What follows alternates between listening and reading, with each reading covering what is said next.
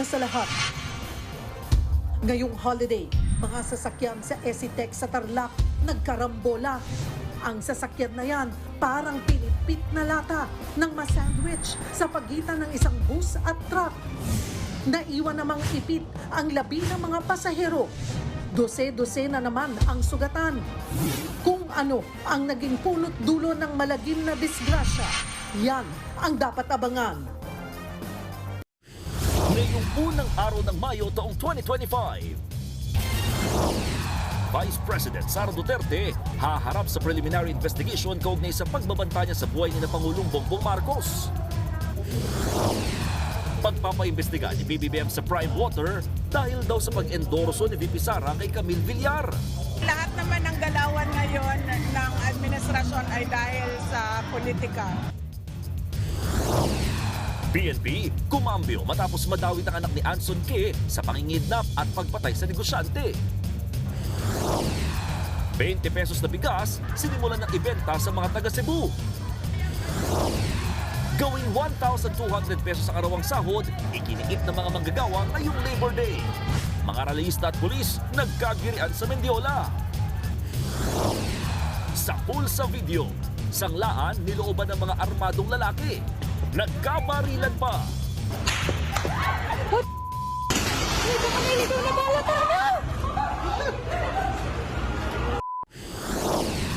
Abitong posibleng isuot ng susunod na Santo Papa, inihahanda na. At eto na nga, silipin natin ang set ng inaabangang action serie ng TV5 na Totoy Bato.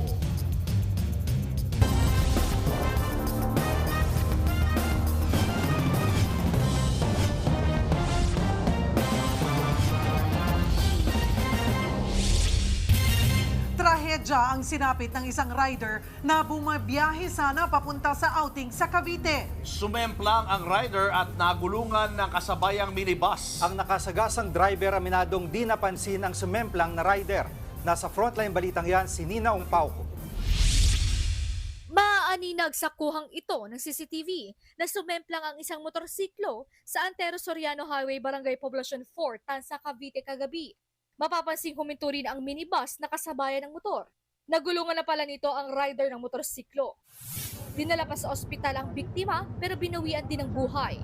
Kwento ng backride ng motorsiklo noon at kaibigan ng biktima na si Lemuel Esguera. Papunta sana sila sa Ternate para mag-swimming. Nadaanan nila ang mabuhanging parte ng kalsada kaya sumemplang. Tumama po yun sa may likod ng bus. Tapos na-outbalance po kami. Pag preno niya, mali po yung napreno niya, yung una. Tapos sumalpok na po kami. Dalawa sana po kami doon pero nakaiwas ako. Naipit po kasi yung paa namin parehas sa motor. Kasi naka-lowered yung motor. Ayon sa tsoper ng minibus, paggarahe na sana siya nang mangyari ang aksidente. Aminado siyang hindi napansin ang nasagasaang rider. Aksidente yan.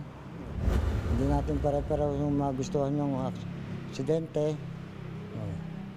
Kaya may gustong ano tayo. Wala naman tayong mahirap lang tayong mga driver. Kunting kita. Bago ma-aksidente ka pa, yan. Magbabayad pa. Nadamay pa nga eh. Nakipag-areglo na sa pamilya ng biktima ang kumpanyang may-ari ng minibus. Tinanggap ko na lang kasi kung magkakaso pa, wala namang panggastos. Nagbabalita mula sa Frontline, Nina Ongpauco, News 5. May kaliwat ka ng disgrasya rin na naitala sa iba pang probinsya. Sa Aurora, patay ang isang driver at kanyang pahinante matapos tumagilid ang sinasakyan nilang wing van. Nasa frontline ang balitang yan, si Gary De Leon. Nagulantang ang mga residente ng Barangay Dianawan sa Aurora nang makitang nakatagilid ang wing van na yan sa highway. Base sa investigasyon, nawalan umano ng preno ang wing van pero nang ikabig ito pakanan ng driver, tumagilid ito. Dead on the spot ang pahinante. Dinala naman sa ospital ang driver pero idiniklara ring dead on arrival. Maghahatid lang sana ng grocery items ang dalawa nang mangyari ang aksidente. Sa Iloilo, isang police mobile ang tumaob matapos bumangga sa poste ng isang telco. Ayon sa mga otoridad, pabalik na ng istasyon ang mobile matapos ipa-drug test ang nahuni nilang suspect. pero inabot ito ng ulan at halos zero visibility umano ang daan. Kaya't hindi raw nakita ng driver ang poste at sumalpok dito.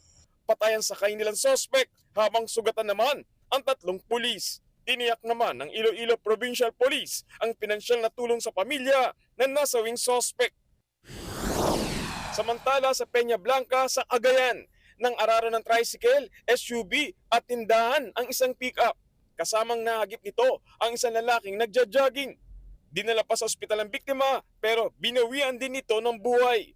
Base sa investigasyon, 20 anyos ang driver ng pick-up. Napag-alaman ding may warrant of arrest siya sa kasong paglabag sa Anti-Violence Against Women and Children's Act. Nasa kustodiya na siya ng mga pulis. Nagbabalita mula sa Frontline, Gary De Leon, News 5. Dagdag sahod ang sigaw ng mga nagkilos protesta sa Maynila kanina sa araw ng paggawa. Bagya naman nagkatensyon ng mga pulis at rallyista. Nasa Frontline na balitang yan si Kari Kaitor. Sa pilitang tinanggal ng mga rallyista ang barikadang inilagay ng mga pulis sa kahabaan ng rekto sa Maynila. Nangyari yan kanina sa ikinasang kilos protesta ng mga grupo sa araw ng paggawa. Nakipag-agawan pa sila para maalis ang ibang barikada pero hindi na sila umubra sa mga pulis. Hindi na tuloy nakaabot ang mga rallyista sa arko sa Menjola. Higit 3,000 pulis ang nakaharang na sa lugar bago pa man dumating ang mga nagkilos protesta. Pati mga fire personnel naghandang magbomba ng tubig sakaling magpumilit pa raw ang mga rallyistang pumasok. Although kanina nagkaroon ng konting tensyon, nakontrol naman natin yun. Hindi naman nagkasakitan. Generally, peaceful naman tong naging celebration po natin ng Labor Day. Ayon sa Manila Police District, hindi pwede ang kilos protesta sa Menjola. Wala naman daw kinalaman ang pagharang nila kanina sa pagtakbo bilang senador ng ilang miyembro ng labor groups. Ang Menjola po kasi hindi naman part po yan nung Freedom Park natin. So hanggang dito lang po talaga. Kahit nung mga previous years, ganun din naman yung ginagawa natin. Bago magmarcha ang mga rallyista patungong rekto, nagtipon-tipon na rin sila sa liwasang Bonifacio sa Maynila. Sigaw nila gawing 1,200 pesos ang sahod ng lahat ng manggagawa mula sa nasa 600 pesos para sa ilang sektor lang. Yan ang itinuturing nilang living wage o sahod na kaya raw bumuhay sa bawat pamilya. Alam naman natin na sobrang taas ng presyo ng bilihin. Pagka nagkaroon ng legislated wage, yung 1,200 nakabubuhay na sahod, minimum wage across nationwide, makikita natin kung paano uunlad. Hindi lang yung lipunan, hindi lang yung ekonomiya, kundi lahat ng sektor. Nagbabalita mula sa Frontline, Kari Kaitor, News 5. Sa ibang balita, hindi tinuturing ng PNP na sospek sa pagpatay ang anak ng negosyanteng si Anson Ke. Nilinaw yan ng PNP matapos sabihin ng sospek na si David Tanliao na mismong si Alvin Ke ang nag-utos na ipapatay ang kanyang ama. Wala raw may pakitang ebidensyang sospek para patunayan ang akusasyon. Dagdag pa ng PNP, posibleng nililigaw lang ni Liao ang investigasyon. Posible rin na si Liao ang mismong mastermind sa krimen, habang ang anak ni Ke na si Alvin sinuko ang cellphone sa mga pulis para linisin ang kanyang pangalan. Hindi natin paniniwalaan lahat po ng statement ni David Tanliao. Wala po siyang maipresent. We cannot discount the possibility that David Tanliao is misleading the investigation to cover up for someone. Nilooban ng 4 na armadong lalaki ang isang pawn shop sa Pangasinan. Mahigit 100,000 pisong halaga ng mga alahas ang kanilang nilimas. Nasa frontline ng balitang yan, si Reniel Pawid.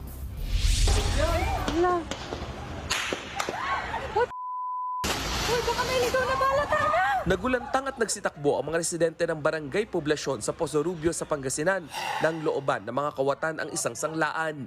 Nung may narinig po ako na nabasag na salamin, ang alam ko, may lasing lang pong nagwawala kahapon, ma'am. Nung may pumutok na pong baril, nagtatakbo na po kami dun sa loob, ma'am. Ang 4 na lalaki ng loob, lahat armado. Nag-ayos ako dun sa may ref namin. Siyempre magre-refill na kami ng paninda namin. Tapos may nakita na akong 2 armado. Ang lalaki ng baril nila as in. E di siyempre sa taranta ko, parang nagtago na din ako nga kasi syempre mamaya madami ako. Sa inisyal na investigasyon, aabot sa higit 100,000 pisong halaga ng mga alahas ang nilimas ng mga salarin. Puspusan na raw ang pag-iimbestiga sa pagkakakilanlan ng mga salarin. Tumanggi namang magbigay ng pahayag ang pamunuan ng pawn shop. Nagbabalita mula sa Frontline, Rainiel Pawid, News 5. Sumiklab ang magkahiwalay na sunog sa Maynila at Quezon City. Ang isa sa mga responding bombero, muntik pang tamaan ng apoy. Nasa frontline ng balitang yan si Hannibal Talete. Sumisingaw ang maitim na usok sa ikatlong palapag ng nasunog na auto parts shop sa Banawi Corner, Dapitan Street sa Quezon City kaninang madaling araw. Sinira ng isang bombero ang bintana para makalabas ang usok. Nang masira na ito, biglang lumabas ang malaking apoy. Maswerteng agad na nakaiwas ang bombero na si FO2 Melvin Cabaya ng Manresa Substation. Kamusta naman po kayo, sir? Okay lang po, sir.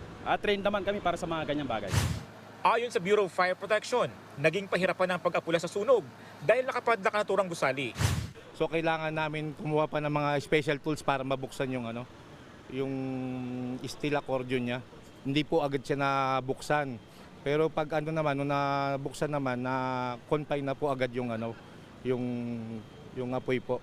Naapula rin ang sunog matapos ang halos 1 oras. Wala namang napaulat na nasugatan o iba pang nadamay na gusali. Inaalam pa ng mga otoridad kung magkano ang halaga ng pinsala at ang pinagmulan ng apoy. Nasunog rin ang isang bodega at 3 bar sa bahagi ng Nakpil at Orosa Street sa Maynila. Tumagal lang halos 2 oras ang sunog. Ang naging struggle kanina, syempre mapapansin natin, sobrang kapal ng usok. Kaya nahihirapan din makapenetrate even if may mga SCBA po ang ating mga kabombero. Apektado ang 20 individual na karamihan ay empleyado ng bar. Patuloy ang investigasyon sa pinagmulan ng sunog at kung magkano ang halaga ng ari-ariang naabo. Nagbabalita mula sa Frontline, Hannibal Talete, News 5. Estadong iligal na operasyon ng isang quarry sa Tanza, Cavite. Dinampot ng NBI ang 13 trabahador pero depensa nila hindi nila alam na iligal ang kanilang pinapasukan. Nasa Frontline balitang yan si Elaine Fulencio. Naabutan pa ng mga ahente ng NBI Environmental Crime Division ang driver at mga trabahador na iligal umanong nagkakwari o naghahakot ng lupang panambak sa Tanza, Cavite. Kayo po ay may karapatang manahimik? Tumambat ang 28 dump trucks, 21 backhoes at iba pang heavy equipment na ginagamit sa quarry sites. Ayon sa NBI, walang permit mula sa Mines and Geosciences Bureau ang ginagawang paghakot sa lugar. Puro lang daw sila bago doon, pero makikita natin doon sa video o sa makikita nyo na more or less mga 6 to 8 meters ang lalim ng hukay at ang area ay hindi bababa ng 10 hectares.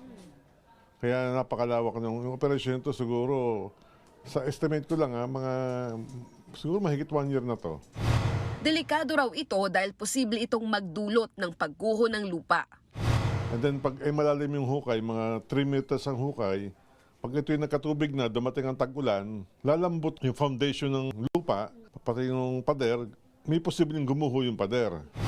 Depensa naman ng 13 trabahador na nahuli. Hindi namin alam na illegal yun kasi sa ako, personal, yung araw na yun palang ako pumasok, paano namin malalaman na illegal yun? Iniimbisigahan na ng mga otoridad kung sinong operator ng quarry at kung saan dinadala ang mga lupang panambak. Maharap ang mga sospek sa reklamong paglabag sa Philippine Mining Act. Nagbabalita mula sa Frontline, Elaine Fulgencio, News 5. Na-inquest na sa patong-patong na reklamo ang Chinese na hinihinalang nag-eespiya sa ilang tanggapan ng gobyerno gaya ng COMELEC. Nasa Frontline ang balitang yan, si Camille Samonte. Humarap na sa inquest proceedings sa Department of Justice ang Chinese national na inaresto malapit sa headquarters ng COMELEC sa Intramuros, Maynila kahapon. Nakuha mula sa Chinese ang kagamitang hinihinalang pang-espiya. Bukod sa COMELEC, umaligid din umano ang Chinese sa iba pang tanggapan ng gobyerno. Gaya kahapon, hindi na nagbigay ng komento ang dayuhan kung ano ang ginagawa niya nang maaresto. Maharap ang Chinese sa reklamong espionage, misuse of devices and illegal Interception and System Interference in relation to Cybercrime Prevention Act. Nababahala naman si Senate Majority Leader Francis Tolentino sa umano'y panibagong insidente ng paniniktik.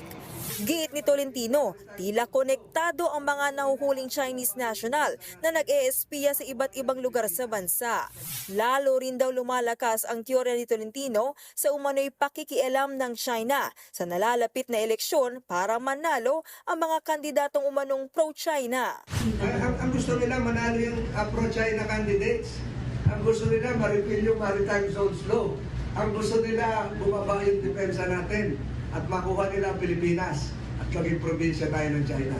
Ang Malacanang naman ipauubaya na raw sa Defense Department kung ipapatawag si Chinese Ambassador Wang Zelian kaugnay ng issue. That is an issue of national security, so we will just leave it at that. We will leave it at that. And we will just have an investigation, thorough investigation on that matter. Nauna nang tiniyak ng COMELEC na hindi naapektuhan ang kanilang system at wala namang election data sa kanilang headquarters. Pero nangagamba pa rin daw sila at gusto nilang malaman kung anong pakay ng Chinese national.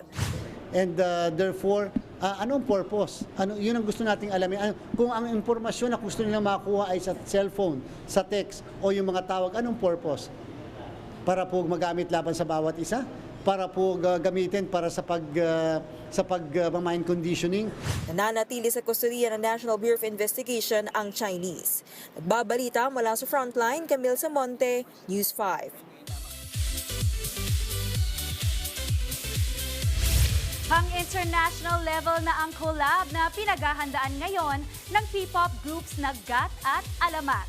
Ang music publishing na kanilang kakolab, same agency ng hit artists gaya ng BTS at Twice.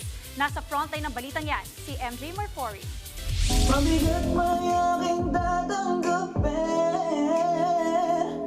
Hard at work ang P-pop idols na Alamat at ang GAT. Ilang araw na silang babad sa studio na ito sa Quezon City para sa kanilang mga bagong kanta. At sa pambihirang pagkakataon, pinasilip nila sa News 5 ang proseso ng paggawa ng mga soon-to-be global hits na yan. Kasabay na kanilang sunod-sunod na hits in their global collab era na nga ang ilan sa mga P-pop groups natin kagaya na lang ng GAT at Alamat.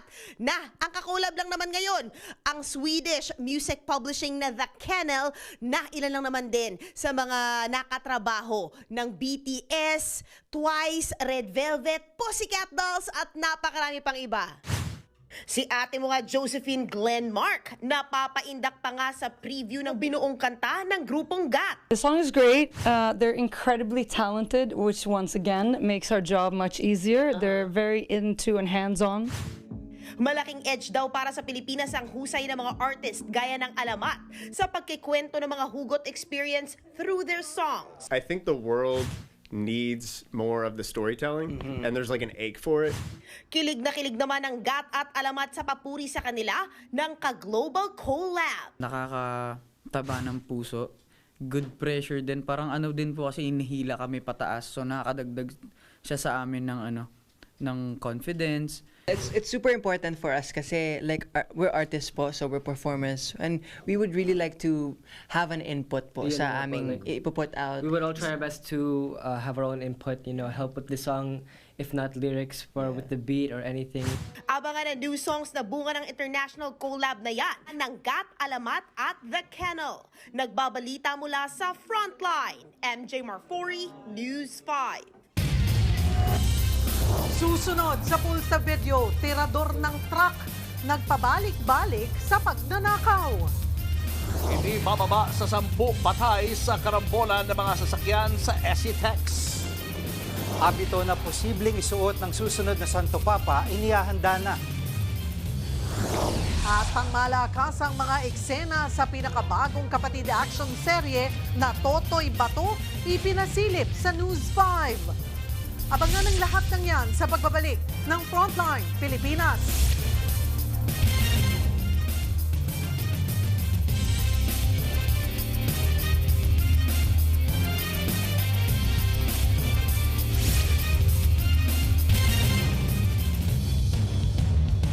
Mga kapatid, Julius Babaw po. nasa Middle East o sa amang dako ka ng mundo, manatiling may alam at may pakialam sa mga may init na balita dito sa ating bansa.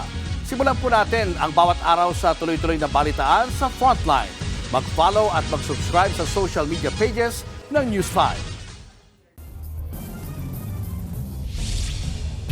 Sapul sa CCTV ang isang kawatan sa La Trinidad, Benguet. At sa dinabi-nabi ng paninda sa pinasok niyang tindahan, 2 piling lang ng saging ang kanyang pinuntirya.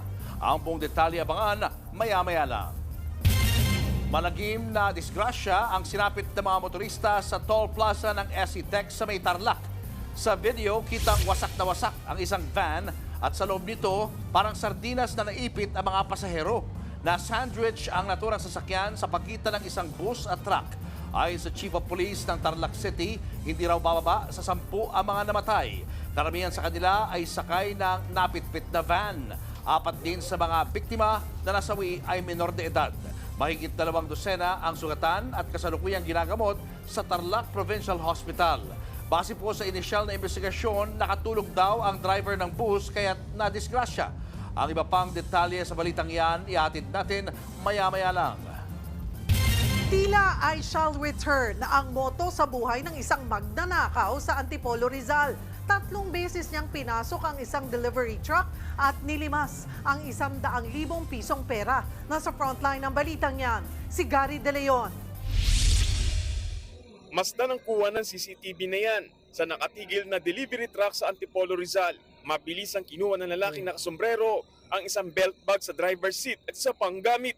Agad siyang sumibat pero tila I shall return ang kanyang moto. Binalikan pa niya ang truck at naghanap pa na matitikwas. Iniwanan din niya sa loob ang isang wallet bago umalis. Naka3 pasok ang lalaki. May nakuha siyang gamit sa compartment ng truck saka tumakas. Ayon sa Antipolo Police, naiwan ng driver at pahinante na bukas ang pinto ng truck habang nagdi-deliver sila ng paninda. Posibleng minanmanan raw ng suspect ang regular na ruta at oras nila sa pagde-deliver. Hindi sila naging vigilant, no? Masyado sila naging overconfident na walang nakakaalam ng kanilang transaksyon. Well, in fact, sabi ko, regular na nila yun. So, ibig sabihin, yung kung may criminal-minded doon, na-pattern na sila and may knowledge na may pera silang nakukolekta while they are delivering the products. Aabot daw sa 100,000 pisong cash ang natangay ng kawatan.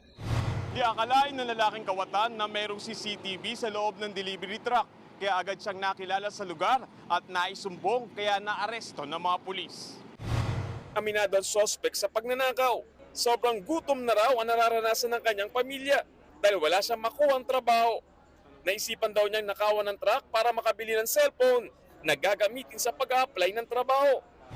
Magamit yung pambili ng cellphone at saka yung 2,000 na pambayad sa gamot ng anak ko at saka pinambili ng pagkain. Naharap sa reklamong theft ang suspect. Nagbabalita mula sa Frontline, Gary De Leon, News 5. Ikinasabina ng NBI ang isang content creator na nagpakalat ng fake news laban sa PNP at NBI. Pinagkakalat kasi niya na nag-agawan daw sa reward money ang mga pulis at taga-NBI kaugnay ng pagkakaaresto noon kay Pastor Kibuloy. Nasa Frontline balitang yan si Elaine Fulencio. Kusang sumama sa mga ahente ng NBI Cybercrime Division ang 38 anyos na content creator na si alias Jenny. Ipinatawag siya ng NBI dahil sa pagpapakalat ng maling impormasyon kaugnay ng umano'y away ng PNP at NBI. Tingnan niyo, pagkakahaman ng pulis na pagputusan ng general, NBI officials ginawang nila dahil isip nila ay sakay-sakay nila si Pastor Kibuloy. Sa video, pinalalabas ng uploader na nag-agawan umano ang mga pulis at NBI kay Pastor Apollo Kibuloy para makuha ang 10 million pesos na reward money. Pero paglilinaw ng NBI, hindi ito totoo. Pinost niya sa kanyang vlog na yun nga, himinto ng PNP yung isang kotse ng NBI at ginawa na nila ng istorya na ganun nga. So, walang ganung istorya. Sinabi rin sa vlog na nanutok ng baril ang mga pulis at balak pang i-massacre ang mga sakay ng hinarang na convoy. Pero pinabulaanan din ito ng mga otoridad. Ang totoo, nakuhanan yun, yung portion na yun, may checkpoint talaga. So, may checkpoint. Di hihinto ka. Nung malaman naman ng PNP na NBI yung lulan nung kotse na yun, nangyari ito sa Davao. So, ayos naman. Wala naman. Walang away, walang agawa ng bounty na 10 million. Umani ng higit 1 million views ang post ni alias Jenny sa social media. Depensa niya, nag-post lang daw siya para kumita. Single mom lang po ako. Hindi ko po talaga alam na mali pala yung ginawa kong pag-post. Ako po ay humihingi ng paumanin po sa lahat ng nabanggit doon sa video. Pinag-aaralan na ng NBI ang mga reklamong posibleng isampa laban sa content creator. Paalala naman ng otoridad sa publiko, maging mapanuri sa pagpo-post at pag-share ng content online. Nagbabalita mula sa Frontline, Elaine Fulgencio, News 5. Nanawagan ng due process si Pangulong Bongbong Marcos kaugnay ng pagkakasuspindi ni Cebu Governor Gwen Garcia. Sa isang pahayag, sinabi ng Pangulo na sa mga ganitong panahon na malapit ng eleksyon, marapat lang na nasusunod ang batas. Dapat nga raw ay nakabatay sa konstitusyon at Omnibus Election Code ang anumang aksyon laban sa isang halal na opisyal. Dagdag pa ng Pangulo, deserve daw ni Garcia na matrato ng patas. Huwag din daw hayaang madungisan ng politika ang serbisyo publiko. Pinatawan ng Ombudsman ng 6 na buwang suspensyon ang gobernadora dahil sa reklamong grave abuse of authority. Kaugnay ito ng pagbibigay ng permit ni Garcia sa isang kumpanya noong kasagsagan ng krisis sa tubig sa Cebu, kahit kulang-kulang umano ang mga dokumento nito. Una nang sinabi ni Garcia na hindi siya bababa sa pwesto at ilalaban niya raw ito. Ngayong Labor Day, dinagsa ang job fair ng pamahalaan para sa mga nais magtrabaho sa ibang bansa. May paalala naman ang pamahalaan para makaiwas sa mga illegal recruiter. Nasa frontline ng balitang yan, si Gerard de la Peña. Maagang pumila ang libu-libong naghahanap ng trabaho sa mall na ito sa Quezon City. 8 land-based at 3 sea-based agencies na nag-aalok ng trabaho para sa mga gustong makapag-abroad. Kabilang sa mga available na trabaho ang mga caregiver, welder, waiter at waitress, nurse, massage therapist, bartenders, truck driver, factory worker at marami pang iba. Ito ay para sa mga bansang Japan, Oman, Taiwan, Kuwait, Saudi Arabia at marami pang iba. Parating in demand ang OFWs because of our quality, our loyalty, our hard work, language proficiency, and all those other things. Be yourself, trust your credentials. Kami po, nalubos ang aming tiwala sa qualifications, kalidad, skill sets ng manggagawang Pilipino. Just rely on your strengths and what brought you here. Isa sa mga pumunta sa job fair, si Rona. Kasalukuyan siya nagtatrabaho sa isang supermarket at nagnanais na makapagtrabaho sa abroad bilang production operator. Di ba sabi mo may trabaho ka ngayon? Pero hindi sapat po yung income. Gayon din si Irene na lumuwas pa mula Sorsogon. Dati na siya nagtatrabaho sa Middle East at ngayon ay naghahangad na subukan ng kanyang kapalaran sa Europa. Medyo may work-life balance, ganon.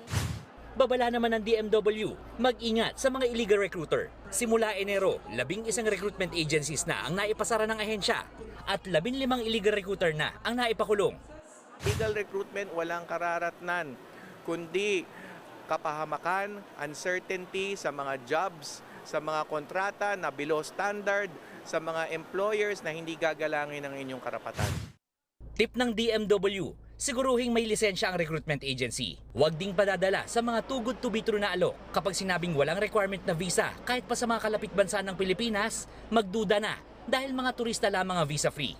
Iwasan din ang mga nag-aalok ng trabaho online. Magkakaroon ng isa pang job fair ang DMW sa May 21 kung saan may mga alok na trabaho para sa mga factory at hospitality workers sa bansang Croatia. Nagbabalita mula sa Frontline, Gerard de la Peña, News 5. Kailangan pa raw pag-aralan na mabuti ang panawagan ng mga manggagawa na isabatas ng aumento sa sahod. Sinabi yan ni Pangulong Bongbong Marcos sa pangunguna niya sa paggunita ng Araw ng Paggawa. Ayon sa Pangulo, 16 na rehiyon sa bansa nagpatupad ng dagdag sa minimum wage simula nung nakaraang taon. Patuloy raw nalilikha ang gobyerno ng trabaho at isusulong ang kapakanan ng mga manggagawa. Nauna nang nanawagan ng Trade Union Congress of the Philippines kay Pangulong Marcos na i-certify as urgent ang panukalang 200 pisong aumento sa sahod. Masarap pakinggan ang matatamis na mga pangako Ngunit ang mga ito ay may epekto sa paglago ng negosyo, trabaho at ekonomiya. We hear the call of our workers for better wages and assure you that your concerns are being addressed. Dadalo si Vice President Sara Duterte sa preliminary investigation ng DOJ kaugnay sa pagbabanta niya sa buhay ni Pangulong Bongbong Marcos. Samantala, nagpasalamat naman ang bise sa mataas niyang trust rating. Nasa frontline ng balitang yan si News 5 Mindanao correspondent Bril Montalvo.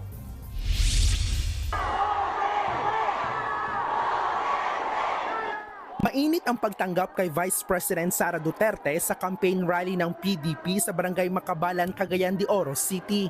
Dito, nagpasalamat ang bise sa kanyang mataas na trust rating base sa Okta Research. Unang-una, nagtataka ako dahil tumaas ang ratings ko kahit araw-araw ang paninira sa akin at sa aming pamilya. At nagpapasalamat ako dahil nandyan pa rin ang taong bayan. Kwento pa ni VP Sara, maayos ang lagay ng kanyang ama habang nakakulong sa International Criminal Court sa The Netherlands at wala pang eksaktong petsa kung kailan siya muling bibisita sa The Hague. Sa ngayon, tuloy-tuloy ang pagtulong ni VP Sara sa kampanya ng kanilang mga pambato. Naniniwala ang bise na may kinalaman sa kanyang pag-endorso kay Las Piñas Representative Camille Villar kaya gustong paimbestigahan ni Pangulong Bongbong Marcos ang Prime Water. Umani ng kaliwat kanang reklamo ang water company ng mga Villar dahil sa umano'y hindi magandang serbisyo at mataas na singil. Malamang dahil lahat naman ng galawan ngayon ng administrasyon ay dahil sa politika. So wala na akong nakita na ginawa ng administrasyon na ito para sa kapayapaan at kaunlaran ng ating bayan. Kundi lahat ay pag-atake lang sa politika at sa mga taong hindi nila kaya takutin at hindi nila kaya bilhin. Kabilang din sa pinaghahandaan ng bise ang preliminary investigation sa mga reklamong inciting to sedition at grave threat na isinampa ng NBI kaugnay ng pagbabanta niya kina Pangulong Bongbong Marcos, First Lady Liza Araneta Marcos at House Speaker Martin Romualdez. Nagkausap na kami ng aking abogado with regard to sa counter affidavit na tinatapos na lang namin at mag-appear ako dahil kailangan ko mag-oath. Kaugnay naman ng umano'y memo sa pagpapalit ng liderato sa Kamara. I don't think that is relevant right now dahil the damage has been done. So palitan man natin si House Speaker Romualdez, hindi na natin mababalik yung pera na nawala dahil sa korupsyon. Itinanggi na ng Malacanang na totoo ang umano'y memo. Nagbabalita mula sa frontline, Bril Montalvo, News 5, Mindanao. Inihahanda na ang abitong posibleng isuot ng susunod na Santo Papa. Dahil hindi pa tiyak kung sino, 3 sukat ang ginagawa. Nasa frontline ng balitang yan, Simon Gualvez. Gamit ang makina at husay sa pananahi, inihahanda na ng Italian tailor na si Raniero Mancinelli ang white vestments o abitong na posibleng isuot ng susunod na Santo Papa. Pero dahil walang ideya kung sino ang susunod na Pope, hanggat walang lumalabas na puting usok sa chimney ng Vatican, 3 sukat ang ginagawa ng Italianong mananahi. May small, medium at large. Making these 3 robes, the day he will go onto the balcony, I think that one of them should fit well. Reasonably well, if not perfectly. 1962 pa ang tailor shop ni Mancinelli sa Rome, Italy. Hindi pa siya formal na kinokomisyon ng Vatican, pero 3 naging Santo Papa na ang tinihian niya ng robe. Sina dating Pope John Paul II, Pope Benedict at Pope Francis na mas gusto raw ng simpleng tela ng robe. May ready na rin siyang puting skull cap na inaasahang masusuot ng bagong Santo Papa. Noong nakaraang linggo, naging busy si Mancinelli dahil sa mga kliyente niyang kardinal para sa libing ni Pope Francis. Marami pang araw kardinal na gustong magpatahi ng pulang robe para sa conclave simula May 7. Pero magalang siyang tumanggi para bigyang prioridad ang pagtahi sa papal robe. Naghihintay din ng papal throne o katedra sa ika-267 na Pope ng Simbahang Katolika. Sa ngayon, humihingi ng panalangin ng mga kardinal para magabayan ng Holy Spirit sa pagpili ng susunod na Santo Papa. Sisimulan ng conclave sa Miyerkules ng 4:30 p.m. Vatican time o 10:30 ng gabi, oras sa Pilipinas. Nagbabalita mula sa frontline, Mon Gualvez, News 5. May nagbabalik na PVL star para magatid ng update sa frontline ng sports. Narito muli si Fifi Sharma ng Akari Chargers. Welcome back, Fifi. Thank you, Jiggy. Sumabak na sa huli at isa sa pinakamahirap na stage ng Tour of Luzon ang top cyclist sa loob at labas ng bansa. Live mula sa Baguio City, nasa frontline ng balitang yan si Ian Suyu. Ian? Fifi, matapos nga ang 8 umaatikabong stages, sa wakas ay nagtapos na ang Tour of Luzon dito sa Camp John Hay, dito sa Baguio City. At kanina nakita ng libo-libong fans kung sino ba talaga ang pinakamatikas at pinakamatibay na siklista sa pinakamalaking bicycle tournament ng buong Pilipinas. Mula sa starting point, maagang tumulak ang 100 siklista sa pinakamahirap na bahagi ng torneo. Mula sa Lingayen, tinahak nila ang bayan ng Bayambang, Malasiki hanggang Urdaneta. Dumaan din sila sa MacArthur Highway hanggang makatawid sa Benguet. Dito na nahati ang mga siklista nang mag-breakaway na ang ilan patungo sa Maric Cannon Road tungo sa finish line sa Camp John Hay. Tinanghal na stage winner si Joshua Pascual. Pero base sa overall standings across 8 stages, nangibabaw ang Korean cyclist na si Dae Young-ju with a total time of 22 hours, 21 minutes and 8 seconds. Lamang lang siya ng 6 na segundo sa second placer Pinoy cyclist na si John Paul Morales, habang pumangatlo naman si Jonel Carcueva. Mag-uuwi ang overall champion ng 1 million peso grand prize. Fifi, sa ngayon nga, kikita nyo sa aking likuran, unti-unti nang napupuno itong venue bago magsimula yung awarding ceremony at bukod pa sa individual prizes, bibigyang parangal din another 1 million pesos ang top team finisher sa buong torneo. At yan muna ang latest mula dito sa Baguio City. Fifi? Maraming salamat, Ian Suyu. Diyan lang kayo mga kapatid, may sports news pa tayo mamaya. From Paris Fashion Week to being a magazine cover, in one frame ang dalawang fashion icon na sina Heart Evangelista at Bretman Rock sa launch ng isang beauty magazine sa bansa. Nasa frontline ng balitang yan, si MJ Marfori. Two global Pinoy icons in one frame. Lupit! Ganyan ka-powerful ang arrival sa bansa ng most trusted beauty magazine ng mundo, ang Allure. And ang perfect duo to launch it, Bretman Rock and Heart Evangelista. Star-studded white party nga ang event kagabi, celebrating Filipino beauty globally. Do you know it's representing beauty and what beauty should be? Filipino now, it really defines what Filipino now is, but also giving nods to what Filipino then and our future as well. Yes. Milestone para kay Bretman na makasama si Heart sa maiden issue ng Allure.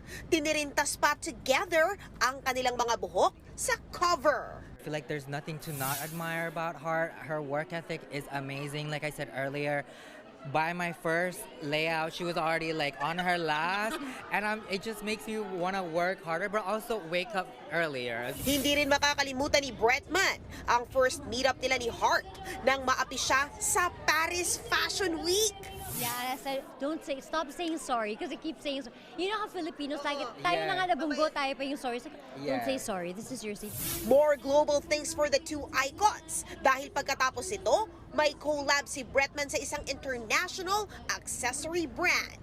At si Heart naman, babalik sa Paris para sa Couture Week. Samantala, available na ang magazine sa lahat ng newsstands. Nagbabalita mula sa Frontline. MJ Marfori, News 5. Susunod, sa pool sa CCTV, babae sa La Trinidad, Benguet, nagnakaw ng 2 piling na saging. Malaking buwaya na ispatan sa dagat sa Balabac, Palawan. At Los Angeles Lakers laglag na sa NBA playoffs matapos talunin ng Minnesota Timberwolves. Yan at iba pa sa pagbabalik ng Frontline Pilipinas. Mga kapatid, Julius Babaw po, nasa Middle East o saan mang dako ka ng mundo, manatiling may alam at may pakialam sa mga mainit na balita dito sa ating bansa. Simulan po natin ang bawat araw sa tuloy-tuloy na balitaan sa Frontline. mag-follow at mag-subscribe sa social media pages ng News 5. Nagmistulang niyuping lata ang ilang sasakyan matapos magkarambola sa ECTEX kanina. Ang sanhi ng trahedya, nakaidlip na driver ng humaharurot na bus. Live mula sa Tarlac City, nasa frontline balitang yan, si Faith Del Mundo. Faith, ilan ang kumpirmadong nasawi?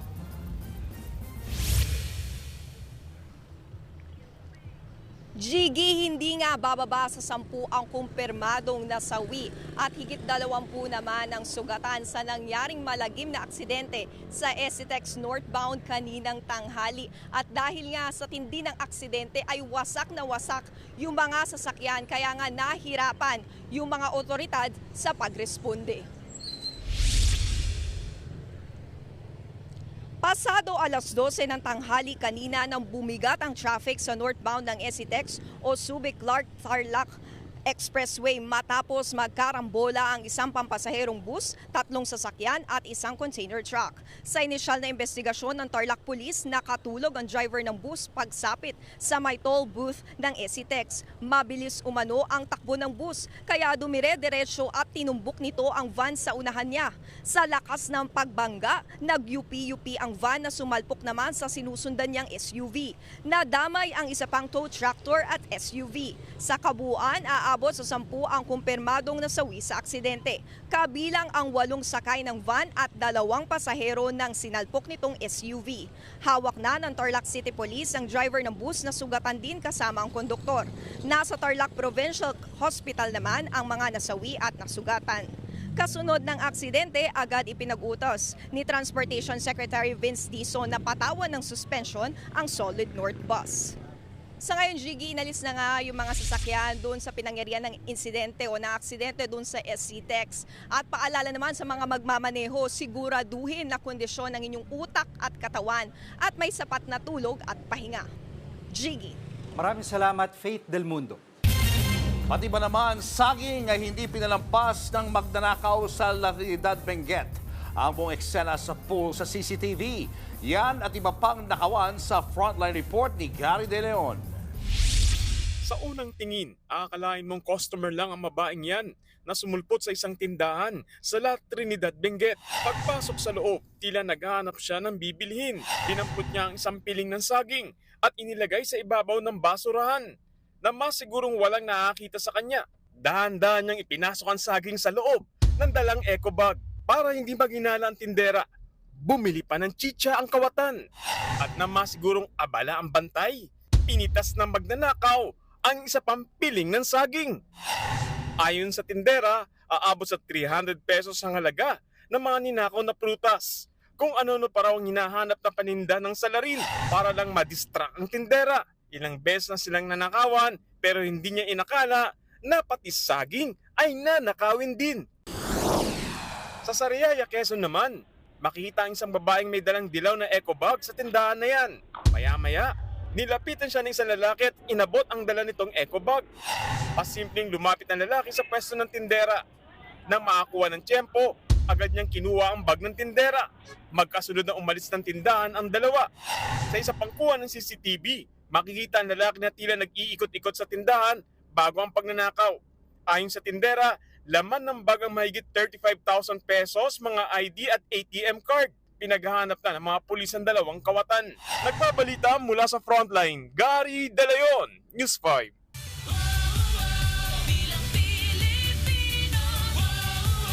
Puspusan pa rin ang pangangampanya ng mga kandidato sa pagkasenador ilang araw bago ang Bilang Pilipino 2025. Nasa frontline ng balitang yan, si Gerard de la Peña. Sa pagbisita ni Makati Mayor Abby Binay sa Kawayan Isabela, nangako siyang magsisilbing boses ng mga lokal na pamahalaan sa Senado. Mayiging prioridad daw niya ang pagbibigay ng libreng gamot sa mga senior citizen at ang mas maayos na sistema ng edukasyon. Dumalo sa iba't ibang pagtitipon sa Isabela at Nueva Vizcaya si dating Senador Kiko Pangilinan. Kasabay ng Labor Day, suportado raw niya ang panawagang itaas ng 200 piso ang arawang sahod ng mga manggagawa sa pribadong sektor. Patuloy rin daw ipaglalaban ni Senator Bongo ang mas mataas na sahod para sa mga manggagawa. Kaya dapat na raw maipasa agad ang panukalang wage hike sa pagbisita niya sa Bulacan. Patuloy din daw niyang susuportahan ang maliliit na negosyante at mailapit sa mga Pilipino ang serbisyong medikal. Isusulong ng independent candidate na si Ariel Querubin ang pagbibigay ng scholarship sa mga panganay na anak sa bawat pamilya. Madalas daw kasi ang mga panganay na anak ang inaasahang tumulong sa kanilang pamilya.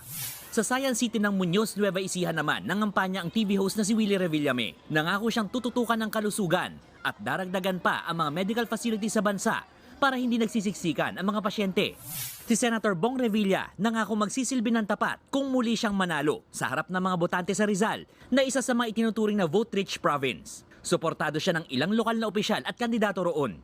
Sa pagpunta ni Senator Francis Tolentino sa Imus, Cavite, hinikayat niya ang mga botante na pumili ng mga lider na tunay na nagmamahal sa bayan. Piliin daw yung mga hindi naglilingkod sa interes ng dayuhan, lalo na sa harap ng pananakop sa West Philippine Sea.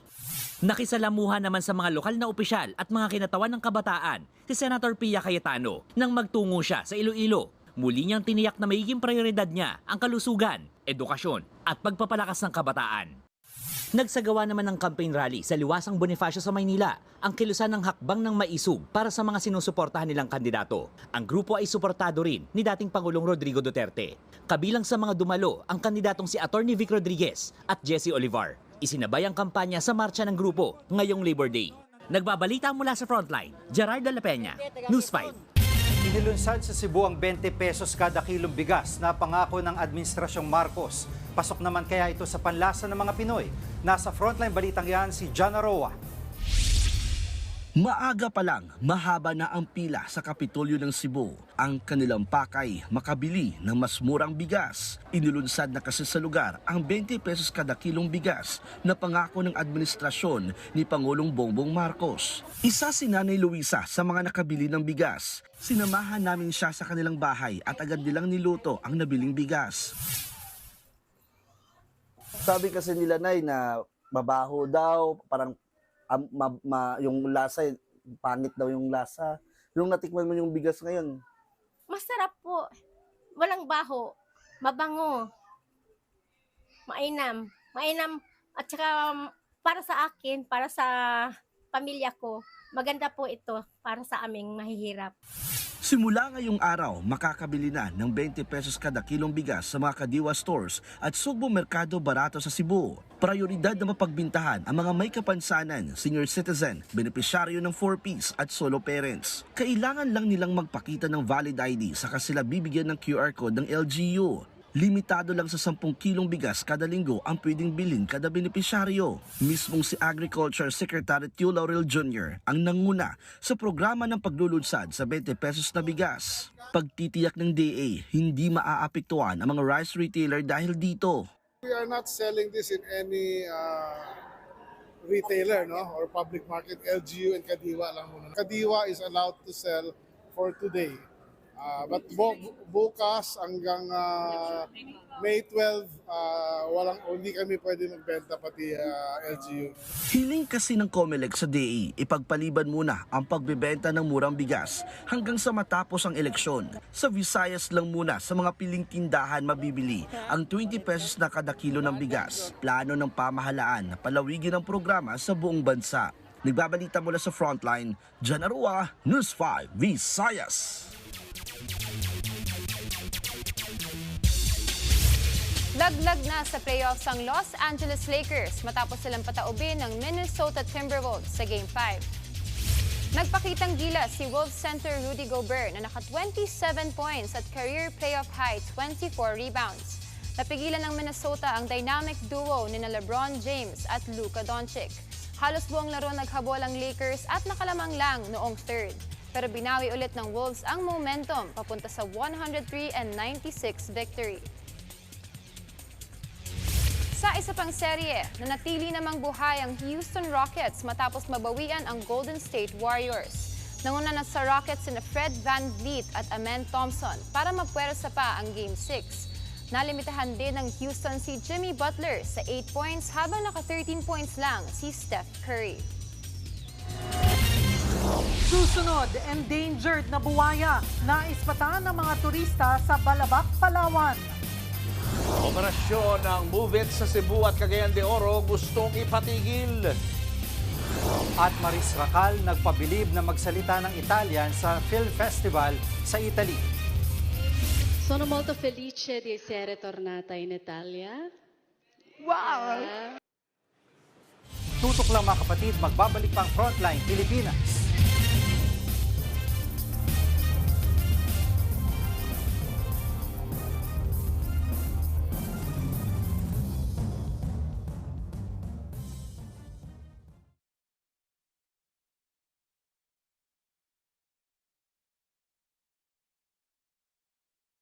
Mga kapatid, Jiggy Manikad po, nasa Middle East o saan mang dako ka ng mundo manatiling may alam at may pakialam sa mga mainit na balita dito sa ating bansa.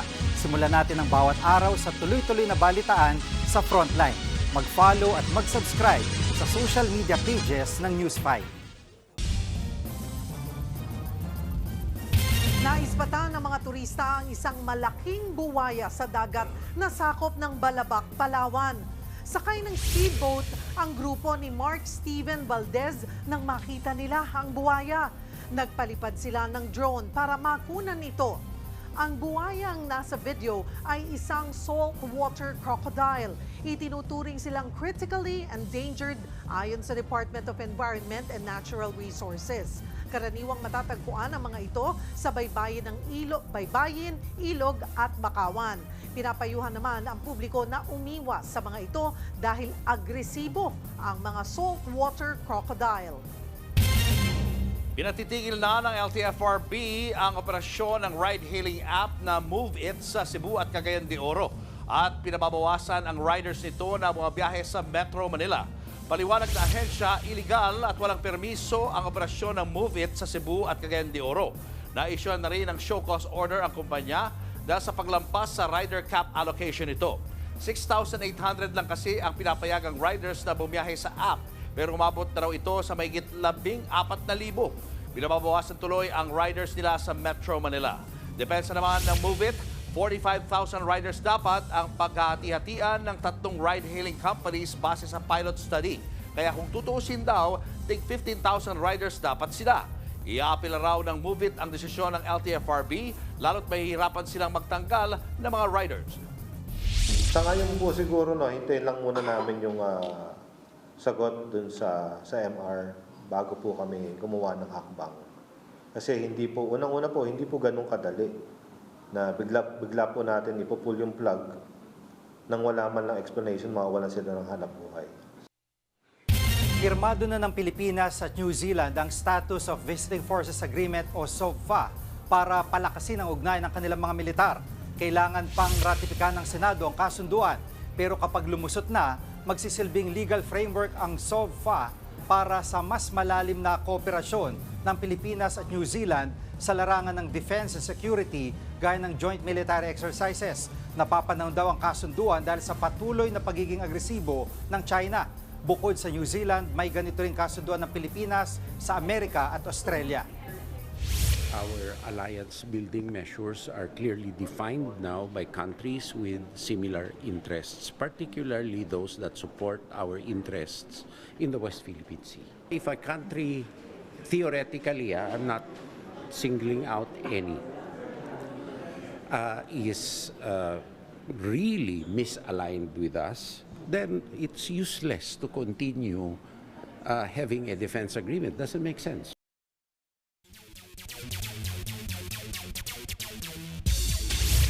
Update naman tayo sa PVL.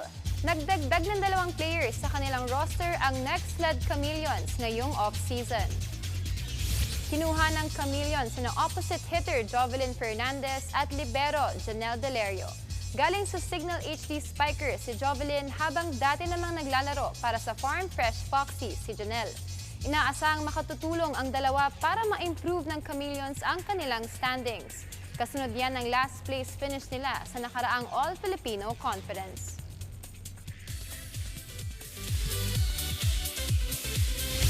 Pinabilib ng aktres na si Maris Racal ang crowd sa prestigyosong Udine Far East Film Festival sa Turin, Italy. Si Maris kasi nag-speech in fluent Italian. Siamo onorate di mostrarvi il nostro film, Sunshine. At matapos ngang ipalabas ang pelikula niyang Sunshine, naiyak si Maris nang palakpakan ito ng mga manonood. Nitong Pebrero, nanalo ng Crystal Bear Award for Best Film ang Sunshine sa 75th Berlin International Film Festival. Ang Sunshine ay tungkol sa isang batang gymnast na nabuntis sa kalagitnaan ng kanyang training para sa National Teen Tryouts. Ang gusto kong may paiwatig through our movie is that sobrang importante ipaglaban ngayon ng women's reproductive rights, to give teenagers a chance to give light din sa repercussions with actions. Susunod, higit 18 milyong high school graduate hindi raw nakakaintindi kahit simpleng kwento base sa datos ng Philippine Statistics Authority. Sasakyang tinatakasan ng mga pulis nahulog sa dagat. At Dominic Roque, diretsahang sinabing si Sue Ramirez na ang kanyang The One. Marami pa kayong mga balitang dapat malaman sa pagbabalik ng Frontline Pilipinas.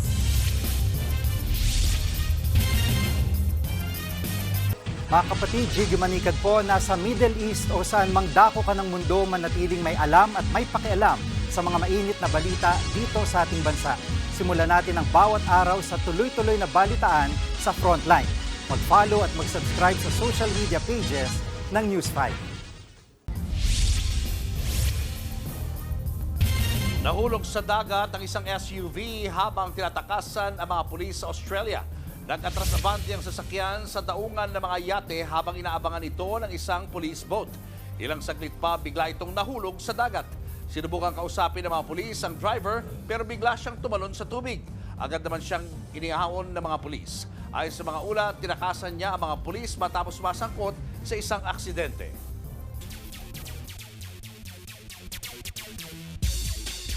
Nakuha ng Converge Fiber Xers ang ikatlong sunod nilang panalo sa PBA Philippine Cup. Napataob nila ang Rain or Shine Elasto Painters 107-97. Pinangunahan ni Shawnee Winston ang Converge with 24 points and 5 assists.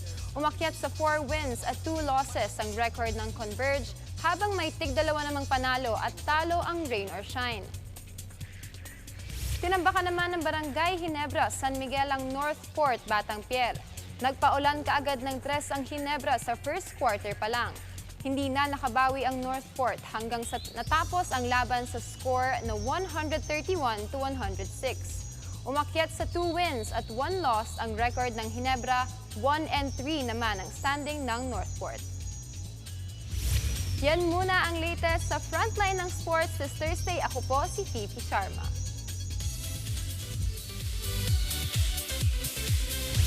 Diretsahang sinabi ni Dominic Roque na si Sue Ramirez na nga ang kanyang The One. At bilang brand ambassador ng PLDT Home, looking forward daw si Dom to create more collab with Sue para sa kanyang content.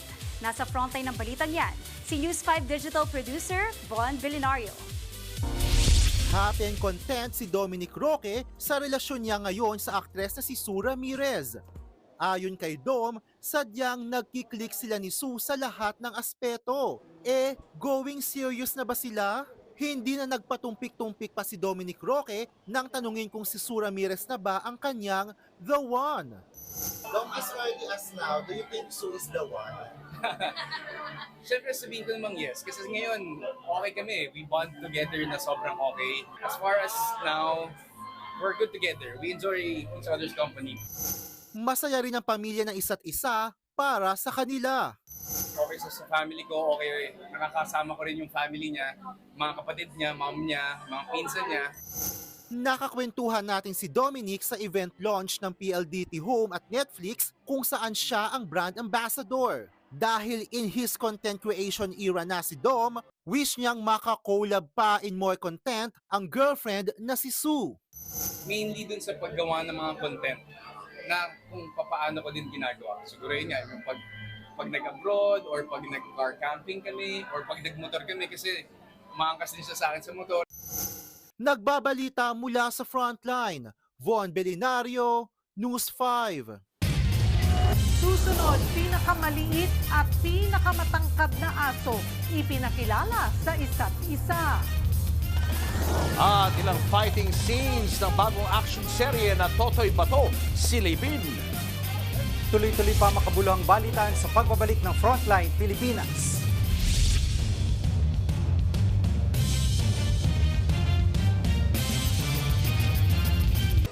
Mga kapatid, Cheryl Cosing po. Nasa Estados Unidos, Canada o saan man dako ka ng mundo, manatiling may alam at may pakialam sa mga maiinit na balita dito sa ating bansa.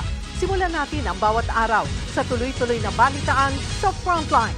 Mag-follow at mag-subscribe sa social media pages ng News 5.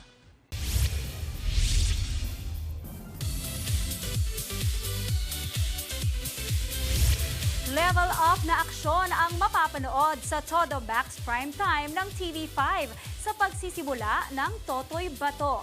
Sa May 5 na yan, mga kapatid. At ang cast, hindi lang sa acting sumabak. Kinarir din nila ang pagtitraining ng iba't ibang fighting style. Nasa frontline ng balitang yan, si MJ Marfori. Intense! Pasilip pa lang ito sa mga eksenang magaganap sa much-awaited action serye ng TV5 na Totoy Bato. Mga kapatid, Totoy Bato is so back at nandito nga tayo ngayon sa Rizal. Kasama natin ang cast. Nakitang-kita nyo naman sa aking likuran. Very hard at work. Magiging tapat daw ang Totoy Bato version na ito ng TV5 sa diwa ng orihinal na ginampanan noon ni Fernando Poe Jr. Pero syempre meron itong modernong twist na bagay din sa henerasyon ngayon. Kwento sa atin ni Totoy Bato himself, Kiko Estrada. Hindi lang naman aksyon ang mapupulot sa serye, may social relevance din. Fighting for agriculture, fighting for what's yours, fighting for what you love. Pasok sa current events natin, pero syempre may touch nung aspect na yun na parang FPJ touches on that. Kalaban niya rito si Diego Loizaga, nagkaganap bilang si Dwayne. Pero masama nga ba talaga siya sa serye? Hindi ko sure. I mean, if you see the world through my eyes, am I really the bad one? From wushu, boxing at kickboxing, lahat daw sila. Iba't ibang fighting style ang ipapakita. Ako parang ako comedy action dito na mala Jackie Chan. Nakakatuwa yung mga fight scenes niya, sobra. At MJ, even the kids nag-training din. Nagpapasalamat naman si Kiko dahil sa kabila ng paghahanda niya sa Totoy Bato, tuloy-tuloy pa rin ang pagmamahal na natatanggap niya sa kanyang ongoing serye na Lumuhod Ka sa Lupa na magtatapos na rin bukas. Just speechless, MJ. Kasi grabe yung suporta sa Lumuhod hindi mo in-expect. Galing sa hapon na punta sa prime time, sino nag-akala? Abangan ang Totoy Bato simula May 5, 7:15 p.m. pagkatapos ng Frontline Pilipinas sa TV5. Nagbabalita mula sa Frontline, MJ Marfori, News 5. Ipinakilala sa isa't isa ang pinakamaliit at pinakamatangkad na aso sa buong mundo. Tinawag nila itong a perfect date. Okay yun Okay. Yan si Pearl, isang chihuahua. At si Reggie, isang Great Dane. May 3 talampakan ang pinagkaiba ng laki nila. Pero dead mas sa kanilang pinagkaiba dahil close agad ang dalawa sa una nilang pagkikita. Mismong Guinness World Records ang nag-organize ng meet-up ng dalawa sa bahay ni Reggie sa Amerika. Tampok kasi ang istorya ng dalawa sa kanilang 70th anniversary ngayong taon, pero hindi lang ang dalawang fur baby ang nag-enjoy, maging ang kanilang fur parents. Tuwang-tuwa sa kanilang bonding. Cute. So magkaibigan lang. Friends. Parang hindi naman pwede. Parang ano? Parang magkakaroon ng relationship kaya. Delikado pwede? yun. Baka ano mangyari doon sa maliit. Masyado maliit. Diba? Hindi natin alam babae o lalaki ba? Kaya hindi clear. Hindi clear kung anong relasyon meron. At yan ang mga balita at impormasyong dapat nyo malaman sa araw na ito. Mga balita para sa may alam at may pakialam. Kami ang inyong mga kasangga sa Frontline Pilipinas.